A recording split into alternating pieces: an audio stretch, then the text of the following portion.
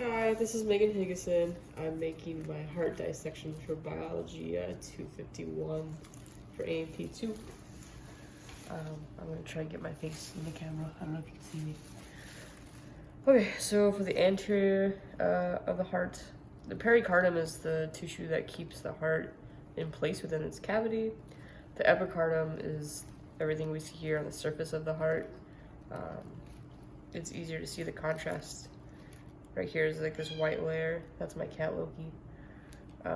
Across the top of the heart, where all the valves are at, is the base of the heart. At the bottom is what we call the apex.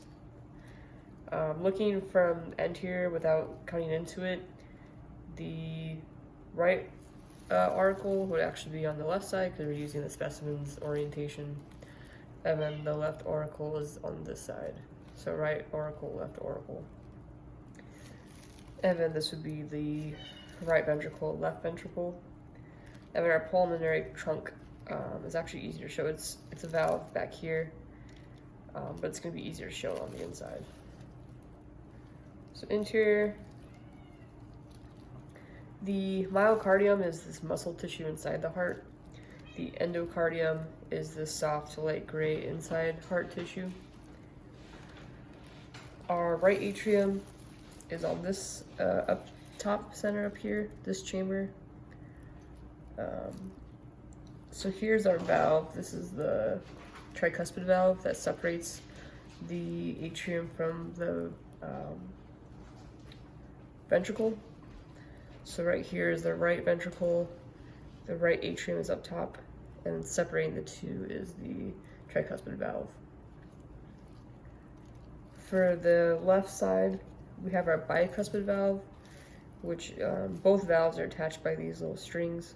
So this is our bicuspid valve, which again separates the ventricle from the atrium. So our left ventricle would be down here. And then our aortic semilunar valve is the valve that runs into the aorta.